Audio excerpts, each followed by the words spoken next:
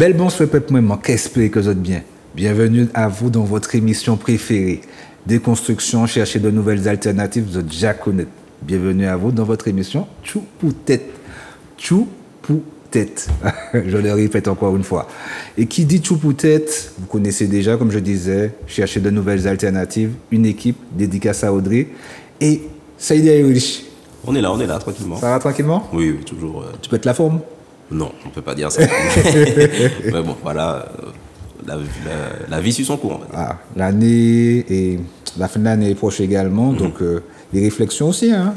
Il y a beaucoup de personnes qui font un petit bilan de leur fin d'année. Toi, c'est ton cas ou pas du tout? Non, parce que je ne me calque pas sur le calendrier grégorien, donc c'est pas la fin de l'année. Ah oui, effectivement. la fin d'année sous ton année. Mais moi, maintenant, je me cale sur celle des Kalinago, donc c'est en juin, c'est de juin à juin. De juin à juin? Ouais. Donc, on va faire une thématique dessus. Ben oui, on peut en parler. On va regarder ça pour l'année 2025. Ok. Donc, comme je disais, Tchou pour tête, déconstruction, chercher de nouvelles alternatives, vous êtes déjà connaître. Et comme vous avez constaté, depuis quelques semaines, nous abordons la thématique sur l'Afrique. Je rappelle encore le fantasme de l'Afrique, le panafricanisme, voyage en Afrique. La semaine dernière, la renaissance africaine. Je crois que j'ai oublié une thématique. Non, c'est tout. C'est bon, oui. C'est tout. Et ce soir, comme vous voyez, juste en dessous, Afrique-Martinique. Qu'est-ce qu'on veut dire par là? On va l'expliquer dans un petit instant. Nous avons un invité. On va parler de la Martinique, de l'Afrique avec, je dirais, un Africain qui est en Martinique depuis quelques années, qui va se présenter. Bonsoir, mon invité. Merci de l'invitation. Je suis Sékou Kouyaté, je suis enseignant et je fais partie d'une association des Amis du Sénégal. Et c'est à ce titre justement que je suis là. Je suis en Martinique depuis pratiquement 10 ans maintenant, puisque je suis enseignant, notamment à Schœlcher. D'accord. Voilà. Une dédicace au président de l'association, c'est de par lui que j'ai eu votre contact, que j'ai eu ton contact également. Oui, effectivement. Monsieur Philippe Atil. Voilà. Qui a été empêché et du coup que je remplace, je dirais, au pied levé. D'accord. Mais c'est avec plaisir. Eh bien, comme on disait, on a abordé la thématique sur l'Afrique. Plusieurs thématiques que je vous invite à voir si vous n'avez pas eu l'occasion. Sur les réseaux tels que YouTube ou Facebook. Et ce soir, donc, Afrique-Martinique, pourquoi Ulrich? Mais étant donné qu'on a abordé le fait qu'il y ait des Martiniquais qui aillent sur le continent, ben, la suite c'était d'avoir le retour justement de personnes qui étaient du coup sur le continent, ou qui ont vécu ou qui ont grandi, et ensuite de voir justement le retour qu'ils ont sur la Martinique. Ça permet d'éviter ce qu'on appelle des biais les biais.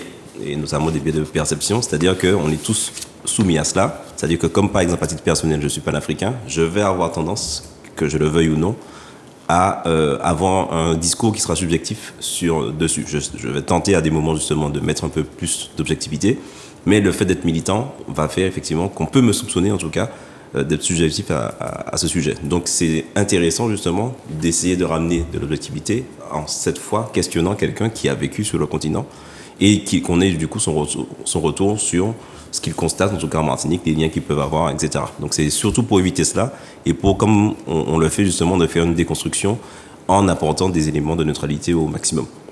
Et en plus là, c'est, comme tu l'as dit Jonathan, c'est quelqu'un qu'on a contacté, donc on n'a pas de lien, c'est la première fois qu'on se rencontre, donc ça permet vraiment en fait de montrer qu'on n'est pas dans une dynamique où on veut asseoir une idéologie. On est là effectivement pour pouvoir échanger et traiter de tous les sujets qui concerne justement le continent africain, ou notre lien. Sékou. Oui. Tu disais que tu venais de la Guinée. La Guinée. Oui, de la Guinée. Alors, je n'aime pas trop dire Guinée-Conakry parce que je considère qu'il y a plusieurs Guinées et je pense à la Guinée Bissau par exemple, qui est un pays voisin, mais il y a également la Guinée équatoriale qui est beaucoup plus, je dirais, au sud, dans le golfe de Guinée. Du côté du Gabon presque. Et puis il y a la Guinée, qui est l'ancienne Guinée française, que certains appellent communément Guinée-Conakry ou Guinée-Sékou Touré. Voilà, c'est de ce pays dont je viens qui a une histoire très très riche. Mais comme je le disais, je viens dans le cadre finalement d'une association les amis du Sénégal, il faut savoir que le pays, le Sénégal, tient son nom d'un fleuve. Et ce fleuve prend ses sources en Guinée, dans le Fouta, dans le massif du Fouta-Djallon, en Guinée, en République de Guinée, et chemine finalement et arrose, je dirais, toute cette partie de l'Afrique jusqu'aux confins, du Sahara, en Mauritanie. Et quand on connaît l'histoire, on sait que le Sénégal, le fleuve, finalement, a été, entre guillemets, un élément fédérateur des peuples. C'est la raison pour laquelle, justement, moi, j'ai apprécié le nom de notre association, les Amis du Sénégal, parce que c'est une association qui est certes familiale, mais qui fédère des gens qui ne viennent pas forcément du Sénégal, comme moi, par exemple, qui suis guinéen. Voilà. La semaine dernière, non, pas forcément la semaine dernière, mais comme on disait sur la thématique dédiée à l'Afrique, tu nous parlais de peuple, et on parlait de pays. Le pays souvent a été délimité par les anciens colons. En tant que peuple, toi tu viens de quel peuple en Guinée? Alors, la Guinée est constituée de 4 espaces, je dirais, régionaux. Vous avez au nord-est la Haute-Guinée, qui est beaucoup plus proche du Mali, finalement. Et à l'ouest, vous avez des régions qui sont côtières et qui sont, disons, limitrophes de la Guinée-Bissau, un peu le Sénégal aussi. Et puis au sud, vous avez le Libéria, la Sierra Leone et une partie de la Côte d'Ivoire. Ce qui fait que c'est un pays qui est un pays carrefour et qui a appartenu finalement à des ensembles. Moi, par exemple, ne serait-ce que par mon nom, un Africain qui entend Kouyaté, il va me localiser pratiquement. Il saura de quelle culture je suis, c'est-à-dire de la culture mandingue. Je viens du mandingue, du coup, puisque ce mandingue qui a été le grand empire, qui a été dirigé notamment par le fameux Sundiata Keïta, voilà. Disons que je me situerai du côté du mandingue, sans bien évidemment vouloir, entre guillemets, m'ethniciser, dire que j'appartiens à un groupe. Je me considère comme guinéen, comme africain, voilà, et partant de là, je dirais citoyen du monde. D'accord, ok. Ok. Ok. Et donc tu es venu donc, il y a 10 ans en Martinique. Oui. Quelles ont été tes premières impressions en débarquant? Alors, il y a toute une histoire autour de cela. Je suis venu il y a 10 ans pour, je dirais, une simple question de carrière professionnelle, puisque je suis enseignant. Mais j'ai bien connu la Martinique bien avant que je ne sois muté ici comme enseignant. C'est-à-dire que j'ai des amis martiniquais, guadeloupéens, voilà, parce que j'étais en région parisienne, avec qui j'ai étudié, avec qui nous avons d'abord été en Afrique, notamment en Côte d'Ivoire, et qui ont tellement aimé l'Afrique et qui se sont dit, mais il faudrait qu'on fasse une virée aussi, on est encore plus jeunes, du côté des Antilles. Bon, parce qu'on connaissait les boîtes antillaises et tout à Paris déjà, hein. Et c'est en 91 que j'ai découvert pour la première fois les Antilles, Guadeloupe, Martinique. Je vous assure encore aujourd'hui, quand j'en parle, j'ai des frissons, parce qu'à un moment donné, je me suis assoupi dans l'avion. Au moment d'atterrir à Pointe-à-Pitre, j'avais l'impression qu'on avait détourné l'avion, parce que j'avais l'impression qu'on atterrissait en Afrique. Et ça a été, mais je n'ai pas dormi pendant... Révélation. Ça a été une révélation. Pendant 48 heures, je n'ai pas dormi. J'étais assoiffé de découvrir les paysages. J'avais le sentiment d'être né ici. Et c'est un sentiment qu'on a du mal encore à expliquer, parce que les paysages, j'ai envie de dire, le parfum des mets, de la cuisine et autres, et puis la chaleur des gens, de la population. Sincèrement, ce n'est pas un dépaysement en tant que tel, mais c'était, j'ai envie de dire, une rencontre, une heureuse rencontre, le sentiment de venir quelque part où j'avais l'impression d'avoir existé déjà.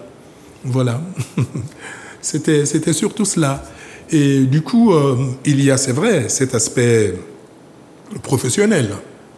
Mais j'avoue que je me sens pleinement, d'autant plus que j'ai été baigné par la littérature la négritude, justement, quand tu faisais l'émission sur l'Afrique et tu citais quelques grands noms, Jomo Kenyatta par exemple, qui n'ont pas fait simplement que d'être des chefs politiques, mais qui ont eu aussi quelquefois des carrières littéraires et autres. Du coup, on a été baigné un peu, imprégné de cette culture-là, ce qui fait que, franchement, je me suis dit, en arrivant en Martinique, je me suis dit qu'il y avait un petit coup du destin quelque part, en ce qui me concerne en tout cas. Il n'y avait pas d'hasard, il n'y avait que des rendez-vous. Il n'y avait que des rendez-vous, que je dirais peut-être quelque part, quelqu'un a souhaité que cela se fasse. D'autant plus que j'ai eu la chance de rencontrer de grands personnages. Quand j'étais étudiant, j'ai rencontré M. Glissant, Édouard Glissant. C'était dans les années 90. Non, 80, pardon. Et j'ai eu la chance aussi de rencontrer M. Césaire de façon impromptue, une fois à Paris. Et je mettais carrément un visage sur des êtres qui étaient pour moi des êtres de papier, parce que c'était des écrivains au départ. Tout à fait. Voilà. Ça a permis de toucher un peu une certaine réalité aussi. Oui. Le fait de les rencontrer, Édouard Glissant, c'est une grande part du créole. Et oui. Une grande part du créole, la créolisation. Donc ça permet également de se rapprocher, de comprendre certaines choses aussi, certains codes. Est-ce que tu as senti que entre les codes d'Afrique et les codes des Antilles, Caraïbes, Martinique, Guadeloupe, qu'il y avait des similitudes? Si, il y a des similitudes. Pas plus tard que, je dirais, la semaine dernière, je discutais avec les élèves, notamment sur la symbolique de certains arbres. On a parlé du fromager, par exemple. Avec l'histoire du fromager? L'histoire du fromager. Et je me suis rendu compte que, mine de rien, notre subconscient ou notre inconscient, parce que c'est ça, c'est ce qu'on n'a pas réussi à nous arracher. On a beau parler de la créolité, mais il y a une part de nous, justement, qui nous renvoie forcément à l'Afrique mère, j'ai envie de dire. Et là, je me suis dit, mais c'est incroyable que des siècles après, ces choses immatérielles que certains qualifieraient de superstition, mais qui va au-delà de la superstition, parce que ça nous renvoie à notre culture profonde, à ce que nous étions. Et que cela continue encore aujourd'hui en Martinique ou en Guadeloupe, pour moi, c'est tout simplement... tu parlais tout à l'heure de rencontres. Mais c'est un peu cela. J'ai l'impression que nous retournons à la rencontre de quelque chose qu'on a voulu gommer en nous, parce qu'on a voulu nous définir autrement. Moi, quand M. Glissant, quand aujourd'hui j'entends Chamoiseau parler d'une certaine créolisation, je me dis, mais tant mieux, tant mieux. Nous avons traversé toute une histoire. On s'est fait une identité plurielle, j'ai envie de dire. Mais franchement, je trouve que cette part de l'Afrique est restée là. Et je rebondis justement parce que je vois le titre du thème, hein, Afrique, Martinique. Je suis heureux parce que j'ai l'impression que nous venons à la rencontre de ceux-là, de celles-là dont nous avons été coupés. D'accord. Okay. Et cela a créé quelquefois, j'ai envie de dire,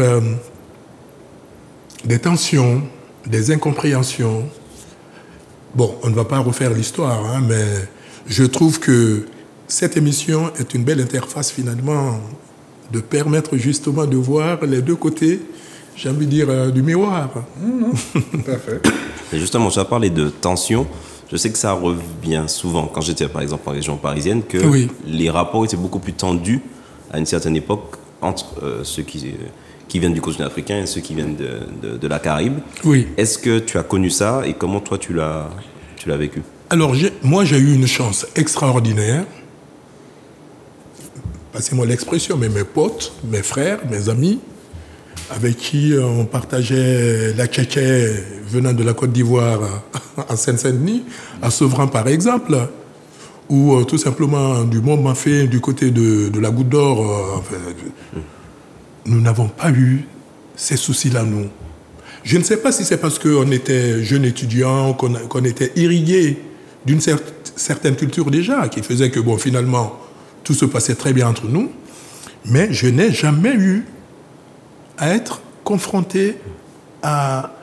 J'appellerais ça une sorte de hiatus, quelque part. Parce qu'au fond, ce n'est ni, j'ai envie de dire, le peuple antillais, ni le peuple africain, qui ont décidé de choisir cet état de fait. Ce sont des choses qu'on nous a imposées par la brutalité, par la négation de notre être, par la violence. Je rappelle que quand on regarde des deux côtés, il n'y a pas si longtemps, il y a des dizaines d'années, nos ancêtres étaient des Gaulois. Cela est enseigné de la même manière en Afrique qu'ici aux Antilles. Du coup, on a bien compris effectivement comment les choses se passaient. Est-ce que ce n'est pas dû par un manque de connaissances, dû plus par l'ignorance? Ce n'est pas de l'ignorance, c'est par manque de connaissances, comme tu l'affirmes justement, parce que, franchement, pour tous ceux qui se sont intéressés à l'histoire, on a vite fait de comprendre effectivement qu'il y avait un travail de déconstruction, d'abord de la personnalité qu'on a exercée sur nous, violemment. On a voulu que nous cessions d'être ce que nous avions été et nos ancêtres avaient été, pour faire de nous, finalement, des êtres serviles. Heureusement, c'est un combat qui est long, mais heureusement, il y a eu des hommes, je prends Aimé Césaire, à qui je rends hommage ici, qui ont fait que finalement, le noir s'est, entre guillemets, réconcilié avec son histoire, avec son passé. Reconnecté aussi. Et c'est reconnecté, justement. Parce que je reviens encore à tes émissions, à l'émission que vous avez animée ces derniers temps, qui sont magnifiques et qui permettent justement, en tout cas, j'espère que une bonne frange de la population martiniquaise regarde de temps en temps Zouk TV, pour ne pas dire doit regarder tout le temps Zouk TV, parce que moi-même, j'ai appris lors des débats, entre vous ici, des réalités qui m'étaient plus ou moins sorties de la tête. Et je ne pensais pas que sur cette belle terre de Martinique, il y avait effectivement des gens, de très beaux gens comme vous, hein, qui continuaient effectivement à faire en sorte que l'histoire se vivifie. Pas simplement perdurer, mais se vivifie, se prendre encore à racine et se fortifie. Et ça, c'est génial. Il faut absolument continuer. Merci. Merci. Et alors, à quel moment tu as été confronté à l'histoire de la Caraïbe? Parce que je suppose que tu n'as pas connu tout de suite. Et qu'est-ce que tu en as pensé, toi?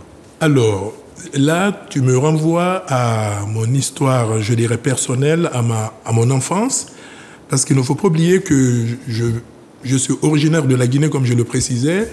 Non pas pour me démarquer, mais pour simplement évoquer un cheminement.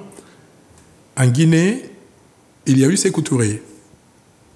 Et je ne sais plus si tout le monde, bon, les panafricanistes comme toi, forcément, tu connais Sékou Touré et la génération Jomo Kenyatta, Haïlé Sélassie et autres. Sékou Touré a été, dans le monde francophone, l'homme à abattre. C'est celui qui a dit non au général de Gaulle au référendum de 1958. La Guinée est le premier pays africain francophone à avoir eu son indépendance le 2 octobre 1958, après le référendum du 28 septembre 1958 de la même année. Du coup, Sékou Touré est devenu, tu en sais quelque chose, parce que j'ai entendu parler de Focard, Oui. qui a bien évidemment installé des potiches à un moment donné. Sékou Touré était l'homme à battre. Du coup, à travers l'histoire de la Guinée, ça, il ne faut jamais l'oublier parce que ça n'est pas enseigné. Il y a eu de jeunes Martiniquais, des Guadeloupéens, des Guyanais et d'autres venant d'ailleurs qui ont voulu sauver la République guinéenne. Parce que quand la Guinée a eu son indépendance, la France a rapatrié toute l'administration. Pierre Mesmer, à l'époque, a dit démanteler complètement la Guinée. Du jour au lendemain, on n'avait ni police, on n'avait rien. Même les stylos qui étaient dans les bureaux ont été cassés. Carrément. La vaisselle cassée. Il ne fallait qu'on profite de rien du colon. Tout a été emporté. Même le plan des égouts de Conakry. Il y a eu, Dieu merci, encore, quand on y pense, toute cette génération afro-antillaise, africaine, guyanaise, qui sont venus pour aider la Guinée. On a donné des enseignants, des médecins, des juristes, etc., pour faire en sorte que ce pays, ce jeune État, puisse s'en sortir, et c'est ce qui s'est passé.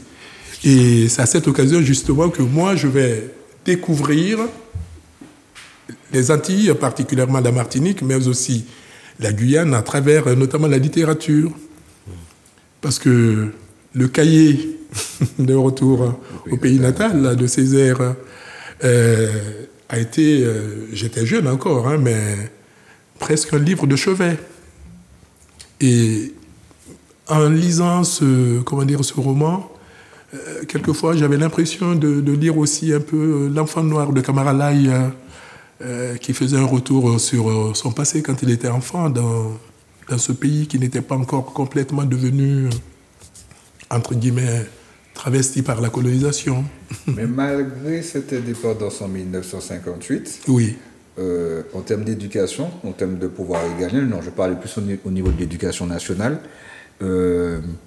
l'enseignement de la France a toujours perduré, a toujours continué. Il y a eu, la langue officielle encore, même si actuellement les Guinéens sont en train de voter une nouvelle constitution qui veut donner une certaine primauté aux langues nationales, là.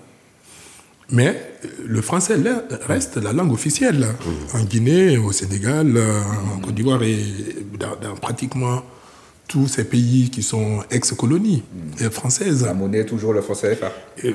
Non, c'est là où la Guinée se distingue. D'accord, ok.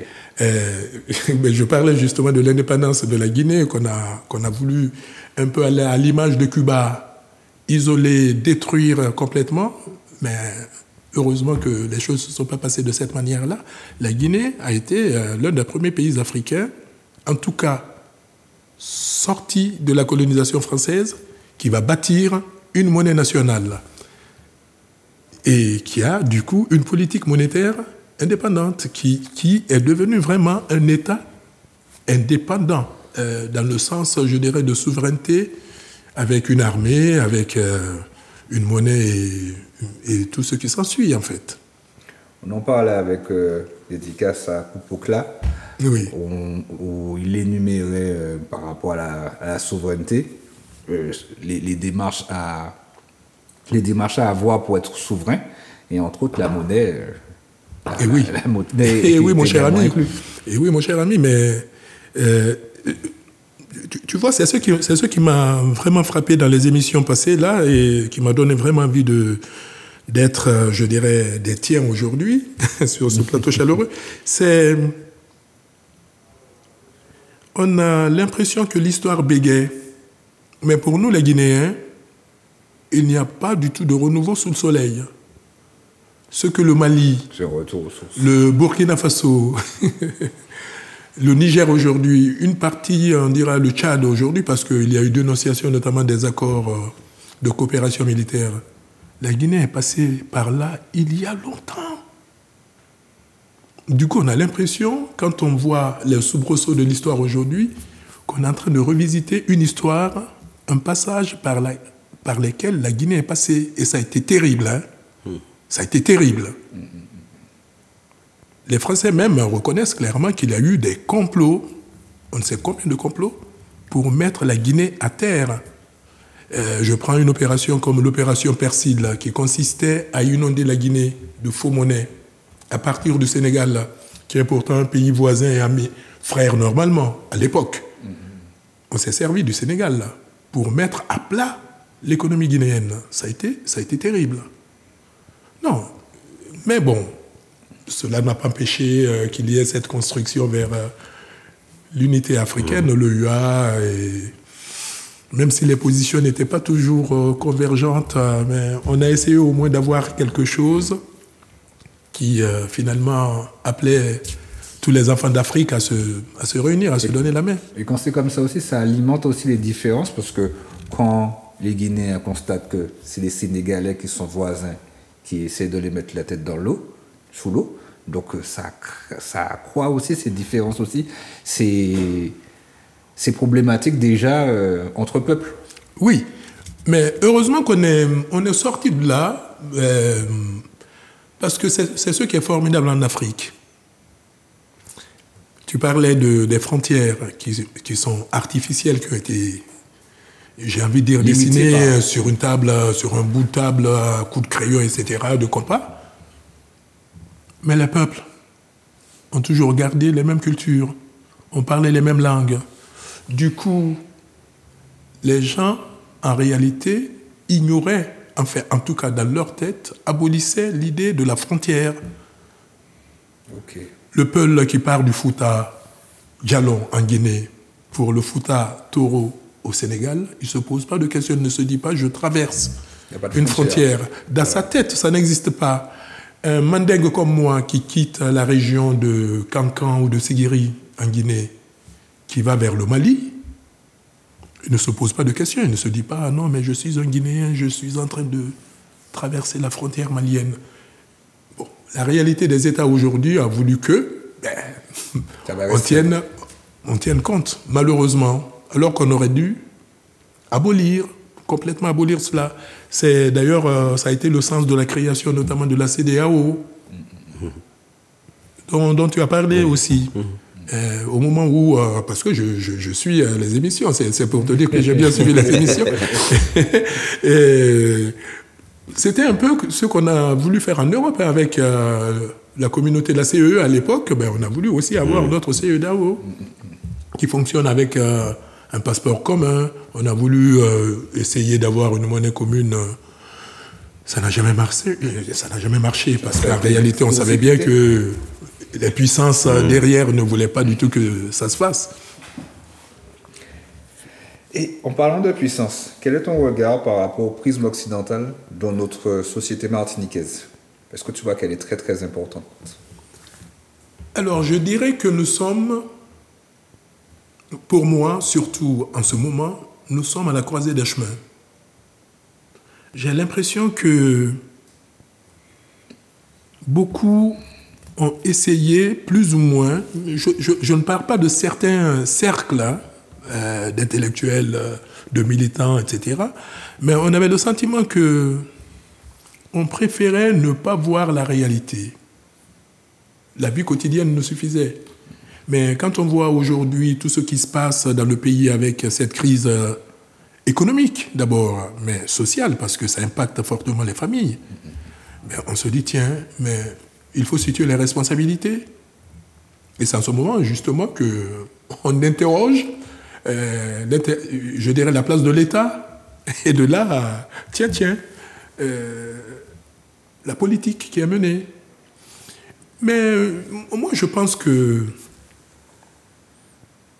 on devient mature.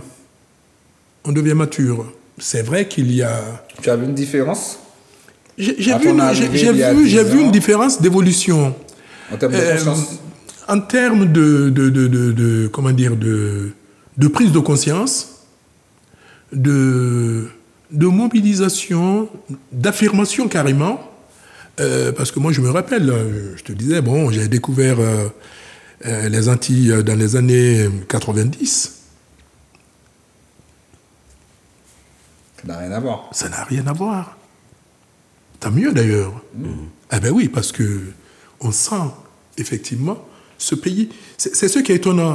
Chaque fois, on sent qu'il y a une crispation du corps social, qu'il y a quelque chose qui est là, qui ne plaît pas, mais qu'on subit. Et là, on se dit non, ça suffit là. Bon, parce qu'on ne doit pas continuer à vivre dans une sorte de schizophrénie. Parce que c'est ça aussi le problème, hein, même en Afrique. Il ne faut pas penser que ce beau pays, notre beau pays de la Martinique, est différent est aujourd'hui différent de ce qui se passe en Afrique. On a créé des liens qui font que, à un moment, on se dit, mais est-ce qu'on va pouvoir s'en sortir? est-ce qu'on va pouvoir s'en sortir tout seul? La question reste posée. Mais moi, je pense qu'à un moment donné, il faut savoir se prendre en main et, entre guillemets, devenir adulte. Voilà. Tout ne se gagne pas en un jour. Tout à l'heure, là, tu expliquais que par rapport au Niger, au Mali, certains pays, comme si que la lutte, la prise de conscience s'effectuait, je dirais, sur l'instant T. Ouais. Oui. Comparativement à la Guinée. Tu constates également la même trajectoire pour la Caraïbe, pour la Martinique et la Guadeloupe? On est dans une... J'ai l'impression qu'on est dans un processus de maturation. Mais ce qui s'est passé, c'est qu'il y a eu, à un moment donné, c'est le sentiment que j'ai en tant que simple pauvre individu dans la société, dans la grande société où nous sommes. C'est-à-dire que dans les années 40, 50, 60, etc., il y avait des mouvements intellectuels, politiques, comme vous l'avez si bien expliqué la fois dernière sur ce même plateau. Du coup, les peuples étaient conscientisés. Mais à un moment, ce qui s'est passé, c'est que tout cela s'est assez bizarrement arrêté. L'assimilation, l'aliénation. On a laissé les gens vivre leur vie, etc. Du coup, on est devenu des sortes de sociétés individualistes où l'individu primait, le groupe n'existait pas. Et là, petit à petit, ce travail justement de maturation, ce processus d'éveil des consciences s'est encore enclenché. Et on voit, effectivement, ce mouvement qui revient. Pour moi, il y a eu, une étape de l'histoire où, je ne sais pas, est-ce qu'on a décidé de nous arrêter, de souffler, et ensuite de rebondir, ou il y a eu, une étape d'endormissement, qui sait. Et là, tout d'un coup, on se réveille. Tu parlais d'individualisme tout à l'heure là. Oui. Et tu n'as pas l'impression qu'on est davantage dans une direction, dans une trajectoire de collectivité, pas communautarisme, mais de groupe? Si, mais pour moi, c'est tant mieux. On fait corps avec l'histoire. On fait corps avec l'histoire et sans bien évidemment exclure. Parce que pour moi, ce peuple est beau par sa diversité, sa richesse. Quand tu évoques, par exemple, ton calendrier personnel qui renvoie au Kalinago, c'est formidable hein, parce que c'est un retour positif à une réalité qu'on a voulu gommer définitivement. C'est ça, mais je dirais ce travail de reconquête de soi qui fait corps aujourd'hui. Moi, ça me fait énormément plaisir. J'avoue. D'autant plus que j'ai à la fois un regard, je dirais, dedans et d'extérieur. Parce que je suis à la fois dans cette société martiniquaise, acteur de cette société martiniquaise également. Mais en même temps, par mon histoire et mon parcours personnel quelque part, j'ai d'autres références qui me permettent de mieux prendre quelquefois de la hauteur. Voilà. D'accord. Et comment, tu définirais ton intégration ici? Comment elle s'est passée? Alors, très bien. Sincèrement, très bien. Alors, je n'aurais pas la prétention de parler au nom d'une communauté, entre guillemets, africaine ou telle, mais ne serait-ce que quand je prends l'association des Amis du Sénégal, là, parce que c'est une association quand même qui est bien ancienne, hein, qui est bien enracinée dans le pays. C'est une association qui est familiale, qui est constituée à la fois d'abord de Martiniquais, de couples mixtes martiniquais, parce que souvent on l'oublie.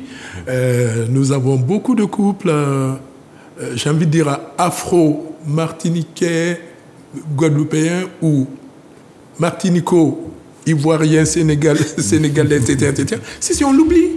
On l'oublie. C'est-à-dire on a toujours, entre guillemets, navigué. Je reviens encore au titre de l'émission. C'est ça. Ce n'est pas sens unique, en fait. Afrique, Martinique, mais il y a aussi la Martinique qui bouge, qui va vers l'Afrique. Et ça nous donne effectivement de merveilleuses choses, de très beaux enfants. Mais en dehors de cela, c'est-à-dire des projets de construction. Et moi, je suis franchement ravi, parce qu'on nous pose quelquefois la question, mais à quand des voyages organisés par l'association vers l'Afrique? Et on y travaille, et j'espère, parce que j'ai entendu parler de l'agrandissement de l'aéroport Aimé Césaire, par exemple. Inauguré hier. Mais ce serait une formidable chose si l'aéroport devenait un hub vers l'Afrique de l'Ouest, dans un premier temps. Parce que les gens oublient quelquefois que Corsair dessert l'Afrique. Mais vous passez d'abord à Paris, et ensuite vous continuez sur l'Afrique. Alors que la possibilité en ligne droite est là. C'est pas si loin que ça. Mais pas du tout. Mais vous gagnerez mais un temps fou. Vous vous rendez compte? Et beaucoup d'argent. Quoi, bien évidemment. On vous économise 4 heures de vol en plus vers, par exemple, Paris. 6 heures encore pour continuer sur Dakar ou Abidjan. Parce qu'on est en ligne droite. En 4 heures, 5 heures, on y est. Et surtout, ça va certainement donner envie à la Martinique, qui regorge de talent, de s'investir dans l'Afrique qui s'ouvre. Hein? Parce qu'il ne faut pas croire que nous sommes fermés à la seule coopération avec l'Europe. Aujourd'hui, il y a d'autres pays qui s'intéressent à l'Afrique. Et moi, je souhaite que, franchement, nous, les Martiniquais, nous allions de plus en plus en Afrique. C'est vrai qu'il y avait des appréhensions.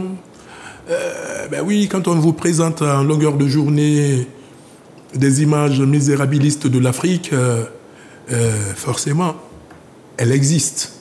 Il y a de la misère dans certains endroits, mais il n'y a pas que ça. Tout à fait. Aujourd'hui, un Martiniquais qui débarque à Dakar sera agréablement surpris. À Abidjan, c'est la même chose.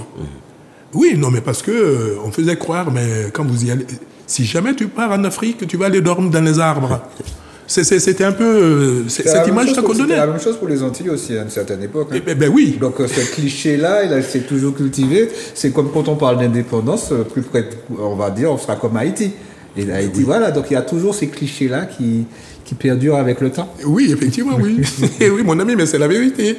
Quand tu parles notamment d'Haïti, par exemple, quand tu dis qu'on nous dit attention, l'indépendance, regardez de ce côté-ci, Haïti, c'est une manière aussi de nous dire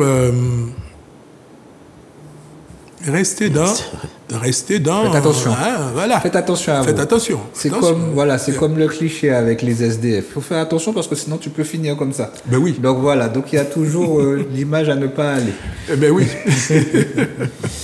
D'accord, donc pour toi, effectivement, l'intégration a été facile. Et j'avais parlé du sujet, parce que toi, tu es passé par la voie de l'enseignement. C'est certainement une façon de migrer qui est assez spécifique.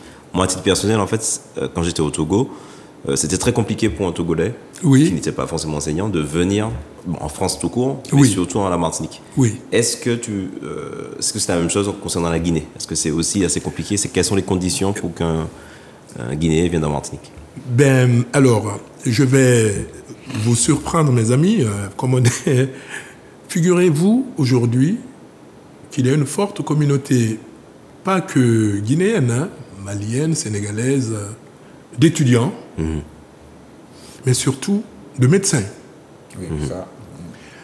Il y a une forte communauté africaine. Ça n'est plus, entre guillemets, dans une sorte d'anecdote, mais simplement... moi, quand je vois, par exemple, à l'Université des Antilles, il y a des étudiants d'ailleurs qui ont des problèmes actuellement, il faut l'avouer. On essaie d'y travailler en tant qu'association pour essayer de leur venir en aide et essayer de débloquer leur situation. Mais l'Afrique vient à la Martinique. Mais ce n'est pas évident. Parce que vous pouvez avoir le visa Schengen, mais il y a un visa spécial pour pouvoir poursuivre vers les Antilles. C'est ça. Un visa spécial pour venir aux Antilles. Non, mais le visa Schengen, par exemple, c'est pour l'Union européenne. Nous sommes dans la zone. Mais oui, sauf qu'il y a cette singularité, entre guillemets, ultramarine, qu'on nous renvoie. Un Africain qui se dit, moi, ça m'est déjà arrivé, j'ai des amis à qui j'envoie de belles images de notre beau pays, qui est la Martinique, qui me disent, mais il faut que je vienne faire un tour. Certains sont passés aux États-Unis. Ils m'ont dit, mais attends, je vais en profiter pour pouvoir faire un petit tour. Non. Ils ont le visa Schengen, mais ils ne peuvent pas continuer sur la Martinique. Ah bon. Ce qui veut dire qu'il faut qu'ils retournent encore à l'ambassade de France en Guinée pour demander un visa spécifique d'homme. Sinon, ils ne peuvent pas. Les gens ignorent cette réalité-là. Mais pourtant, c'est la vérité. Merci. Parce qu'il y a beaucoup d'Africains qui sont désireux de connaître les Antilles. Mais malheureusement, je pense que c'est à peu près la même chose qui s'oppose d'une certaine manière à nos sœurs et frères martiniquais ou guadeloupéens qui veulent se rendre en Afrique. Dès qu'il y a le système de visa, on est obligé d'aller à Paris, de fréquenter les chancelleries, les consulats pour avoir un visa, pour y aller. Bon, cela dit, la réalité évolue, Dieu merci. Il y a des pays, par exemple, qui sont en train d'abolir. Quand je prends le cas du Bénin, par exemple, le Bénin fait actuellement un travail formidable d'abolition de certaines conditions d'entrée sur le territoire pour attirer la diaspora. Et moi, je trouve ça formidable.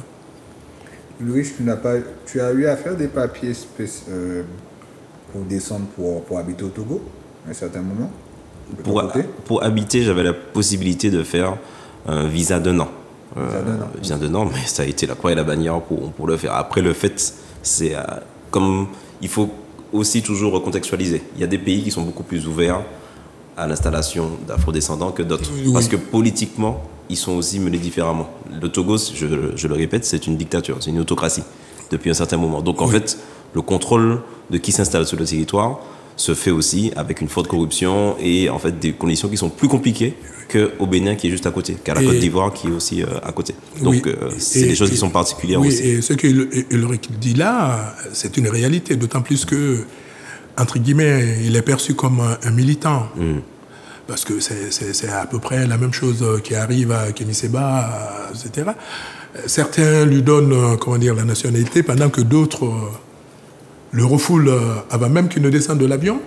Parce qu'il y a... C'est la réalité politique locale qui, quelquefois, détermine ces choses-là. Le Togo est dans ce cas, parce que nous avons une dynastie qui est au pouvoir.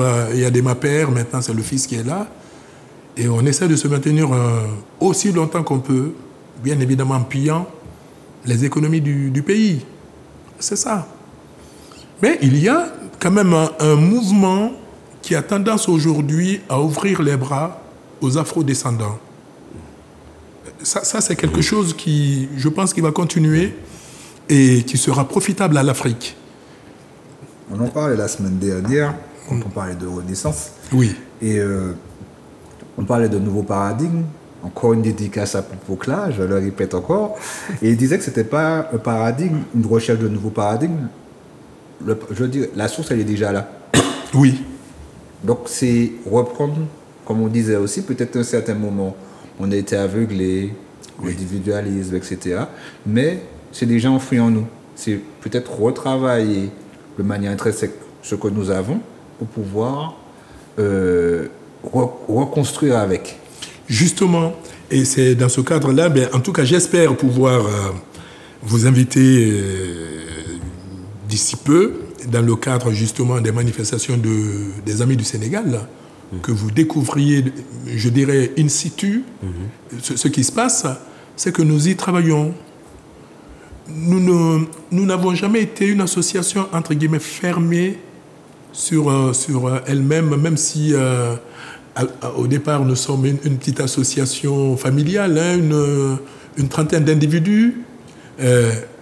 Mais on a toujours voulu faire des manifestations d'ouverture vers la Martinique. Il y a eu, par exemple, il y a quelques années de cela, la célébration de l'amitié entre Césaire et Senghor. aux Trois-Îlets. Ça a été magnifique parce que là, j'avais l'impression, franchement, que notamment avec les tambouriers qui sont arrivés, on avait l'impression que la Martinique nous accueillait, je dirais, dans ses bras, mais que l'Afrique aussi, quelque part, renouait avec ses enfants. Ça s'est très bien passé. Et il y a autant de manifestations comme ça qui se mettent en place, qui vont faire en sorte que, effectivement, moi, je ne parlerai pas de connaissances mutuelles parce qu'on se connaît. Je ne parlerai pas de différence parce qu'en réalité, nous sommes les mêmes. Mais pourquoi nous sommes les mêmes? Justement, j'avais parlé tout à l'heure de la culture, de la croyance, de certaines de nos croyances, etc. Dans la cuisine, etc. Ça revient régulièrement, la cuisine. Oui, non, mais parce que c'est aussi un élément, justement, je dirais, de se rapprocher, de partager. Oui. Voilà, c'est très important. De bien manger. Et bien voilà, de bien manger, de partager aussi. Mais derrière cela, il y a surtout la déconstruction, comme tu l'avais dit la fois dernière, de cet imaginaire qui voulait qu'on soit différent. Ah non, mais toi, tu es un Africain, tu n'es pas un Antillais. Mais il a suffi la fois dernière, et j'étais heureux comme tout, ce beau documentaire sur Kassav, qui est passé à Madjana, ensuite à la télé. Le concert que l'Afrique Enchante Kassav qui a eu lieu à l'Atrium. Mais ce sont des entreprises qui, en quelques heures, remettent les choses en place, resserrent les boulons pour beaucoup d'autres. Parce que les gens ne savent pas qu'on est aussi près de la réalité de notre communauté.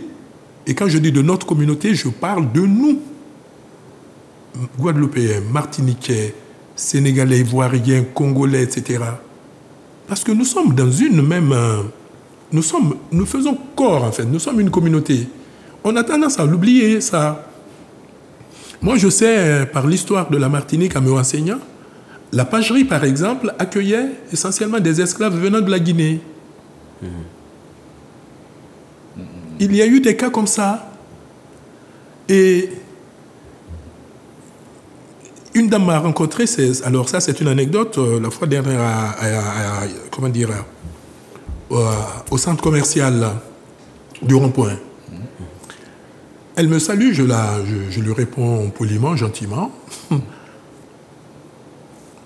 Elle me parle d'un événement, je lui dis, mais attendez, de quoi vous me parlez? Elle dit, mais... Elle a senti qu'il y avait une sorte de silence, de gêne. Mais tu n'es pas... Je lui ai dit, ah non, je ne suis pas... Elle dit, mais mon Dieu, mais quelle ressemblance. Je lui ai dit, mais justement, j'ai rigolé. Je lui ai dit, mais ça vous étonne? Mais c'est ça. C'est ça. Emmanuel le disait lors de la thématique sur le voyage en Afrique, oui, qu'elle avait l'impression, quand elle a foulé les pieds au Bénin, qu'elle voyait des cousins. Oui. Qu'elle voyait des amis, qu'elle voyait des cousins, des gens de sa famille. Les gens, voilà, en termes de... Comme si qu'elle était parmi les siens. Ben oui. Et ça, c'est formidable. Moi, j'ai rencontré au détour d'une manifestation une fois syndicale à Fort-de-France, un jeune homme comme ça, qui m'a dit, oui, j'aimerais bien découvrir l'Afrique. Je lui ai dit, bon, je ne lui ai même pas indiqué la Guinée. Je lui ai dit, à l'instant T, le pays qui pourra te donner envie de bouger plus, d'avoir des projets, c'est la Côte d'Ivoire. Vas-y, va voir. Mais sur le coup, je lui disais cela en me disant, bon, je fais mon rôle de frangin, de grand frère. Il ira, il n'ira pas. Quand il m'a appelé 3 mois après pour me dire qu'il est à Abidjan, je n'en revenais pas. Je lui ai demandé de me donner son numéro ivoirien afin que j'alerte des cousins de la famille personnelle à moi, là-bas, pour l'accueillir. Je n'en revenais pas. Mais il a franchi le pas. Ben voilà, il a franchi le pas et incroyable. Mon cousin m'a dit, mais c'est pas possible, mais tu ne peux pas t'imaginer que c'est un Antillais. Il s'est complètement fondu. Il a fait ce travail d'intégration parce que, comme on disait aussi, Oui. lors des émissions, on peut constater, des fois, à travers peut-être, on disait juste aussi une montre, à travers certains objets en nous, qu'on peut voir aussi que nous sommes différents. Ah non, mais tu sais, alors, c'est très important. Tu vas te dire, toi, si tu débarques à Dakar, tu te diras, ah oui, mais j'ai l'impression qu'on me voit un peu différent. Mais figure-toi que moi, Sékou, mon ami, quand je vais en Guinée, qui est mon pays natal, Ah, ok. on me regarde différemment Ok. parce que je vis à l'étranger. Eh oui. Tu as adopté les coutumes. Voilà, c'est-à-dire que il ne faut pas. C'est vrai que quelquefois, on va se positionner en se disant, mais oui, c'est parce que je viens des Antilles, je viens de la Guadeloupe, de la Martinique, etc. Pas du tout. Il y a des gens qui me regardent comme un étranger chez moi, entre guillemets, dans le pays qui m'a vu naître. Du coup, il faut que nous franchissions, comme tu disais tout à l'heure, la barrière. Il faut que nous sortions de cela. Parce que ce regard-là, on l'aura sur nous tout le temps. Parce qu'on considère que nous venons d'Occident. Combien qu'on a vécu chez les Blancs, qu'on arrive avec soit une certaine arrogance, en tout cas, voilà, voilà, il y a toujours un regard qu'on peut porter sur nous, même par les parents. Ça, il faut le savoir dès le départ. Du moment que tu es parti, tu es celui qui est parti à un moment donné. Le regard n'est plus le même. Le regard n'est plus le même.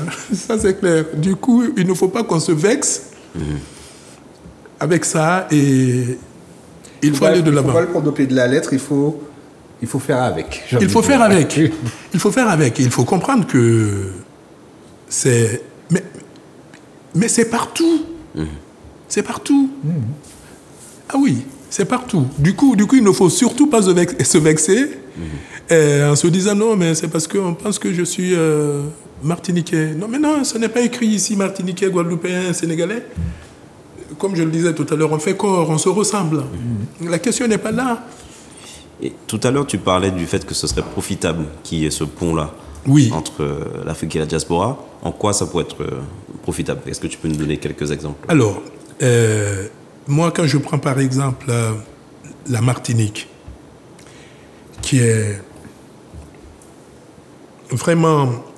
Je regardais un reportage, par exemple, sur la culture du cacao. On est en période de fête. La culture du cacao a failli disparaître dans cette belle île. Ça a repris. Quand on voit tout ce que la maison Lozé a fait, moi j'ai envie de dire à ce patron, va à Abidjan, s'il te plaît.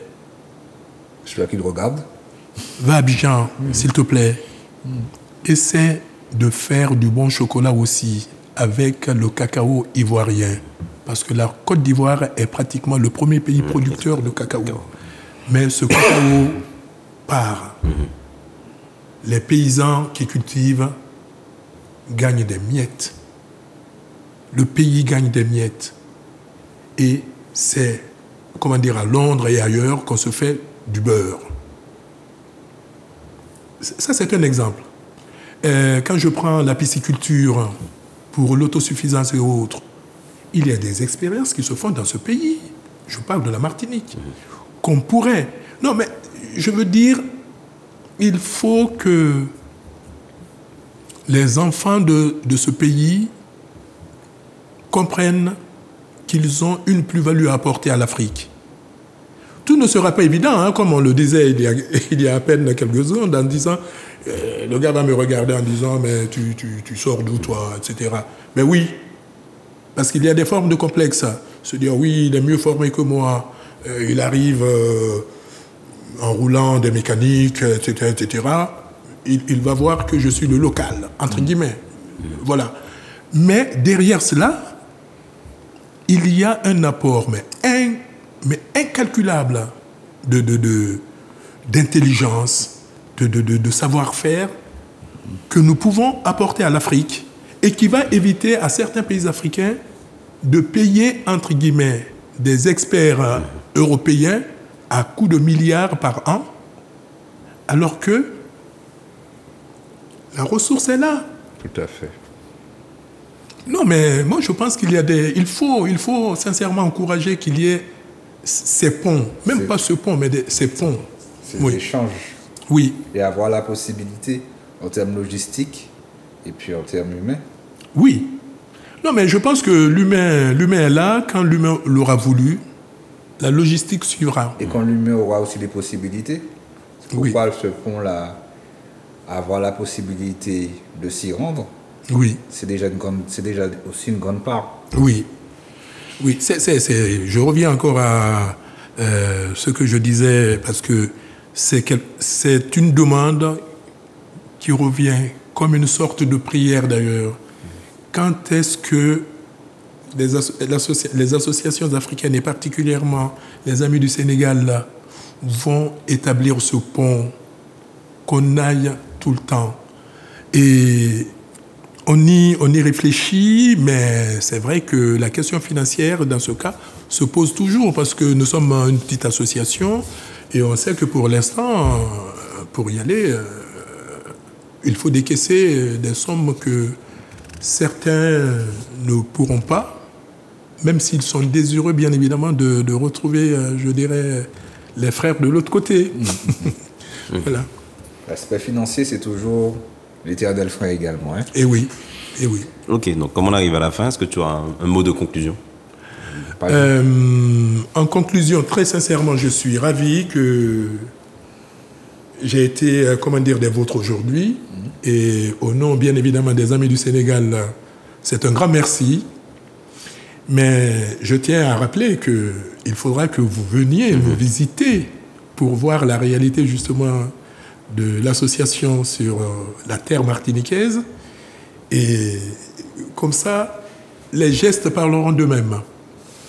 Et en tout cas, c'est franchement beaucoup de plaisir et un grand remerciement d'avoir intitulé une émission Afrique-Martinique et Martinique-Afrique qui permettra à certains de s'intéresser encore davantage à la présence et surtout, je dirais, à la diversité, qui nourrit le corps martiniquais et antillais.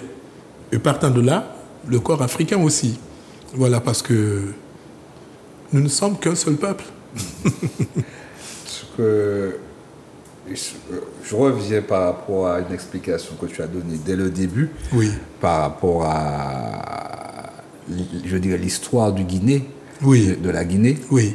Et avec des Martiniquais qui ont également œuvré à cette constitution, à cette structure, à cette aide. Oui, à l'indépendance. À l'indépendance. Ah, oui. Et le fait de le dire, de le dire ce soir, c'est déjà important, puisque souvent on se dit, on est chacun de notre côté, voilà. Mais il y a eu ce travail-là. Il y a un travail qui a été effectué, et c'est pourquoi le travail d'histoire et de le dire est important aussi. Oui, absolument. Parce que là, ça permet de mieux savoir, ça permet de savoir qu'on est plus proche qu'on ne le croit. Qu'on ne le croit. Mais c'est ce que je disais, c'est-à-dire qu'il y a eu comme une période d'endormissement historique.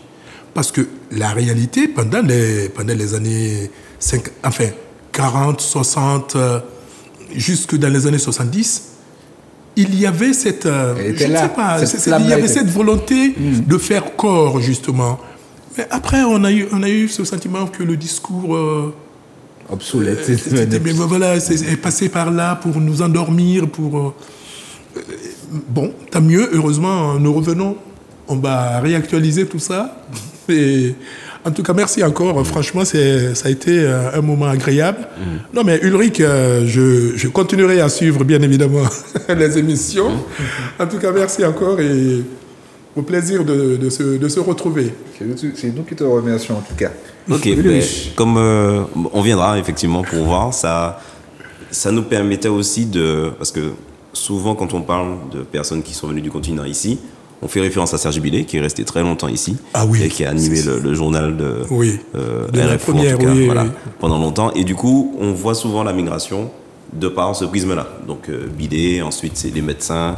Beaucoup de médecins, voilà. Tout à fait. Et on ignore effectivement qu'il y a une connexion qui se fait toujours et qu'il y a pas mal d'étudiants qui sont là, qui viennent. Et à la rigueur, si on veut construire ces ponts, c'est pas seulement eux qui doivent faire le travail, mais c'est nous aussi qui devons réclamer à ce qu'il y ait ces contacts-là. Parce que comme tu parlais, par exemple, sur la culture du cacao, c'est une dynamique qui est globale. C'est-à-dire qu'on a aujourd'hui la volonté sur le continent de transformer les produits qu'on crée. Parce que ça, le fait que, par exemple, la Côte d'Ivoire et le Ghana sont les premiers pays exportateurs de cacao, le chocolat, ils ne savent pas c'est quoi du chocolat. En tout cas, ils n'ont pas la même notion que nous qui avons des chocolats granulés, etc., blancs, etc. Au beurre au chocolat. Au beurre au chocolat, c'est des choses qu'ils ne connaissent pas. Donc, on a en fait acquis, par cette histoire-là, des facultés économiques à transformer des produits. Et effectivement, si on va justement vers ces produits-là pour leur apporter ce savoir-faire-là, eux, ça va leur permettre aussi de faire un grand bond en avant. Et quand ils avancent, nous aussi, ça nous permet d'avancer. Parce que, comme je l'ai dit la dernière fois, je préfère m'allier avec quelqu'un qui culturellement me ressemble que d'aller chercher des solutions chez les Chinois, les Turcs, etc., qui, eux, en fait, sont forcément dans une dynamique différente parce que c'est pas le même peuple. Donc, ça permettait justement cette émission-là de parler de ce pont-là et que c'est important aussi de voir qu'il y a une migration des personnes qui sont sur le continent, qui sont ici, et allons à leur rencontre parce que ça peut permettre justement de créer des opportunités qu'on n'aurait pas eues auparavant. J'ai envie de dire tout simplement, c'est adosser le monde entier à un continent.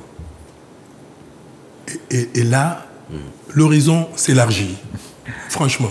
Exactement. Et en plus, ça fait plaisir de voir que tu viens de la Guinée, parce que je pense faire une émission effectivement sur l'expérimentation de Sékou Touré, parce que c'est très très très important pour le panafricanisme notamment, et de voir justement comment ils ont vécu cette période-là, comme tu l'as dit, qui avaient leur propre monnaie, qui ont vraiment expérimenté une indépendance claire et nette dans un contexte qui était beaucoup plus compliqué que les pays qui s'émancipent aujourd'hui. Effectivement, J'ai un mot pour clôturer tout ça, c'est lionnage. Si on arrive à, très beau. Ce lionnage-là entre nous, s'il s'effectue, de toute façon, il est en bonne voie. Donc, merci encore. Mais c'est avec plaisir. J'étais chez moi. Louis, je vous connaître la semaine prochaine. Audrey sera bien notre également. Donc, j'espère que vous avez apprécié. C'était comme d'habitude. Bonne soirée à vous.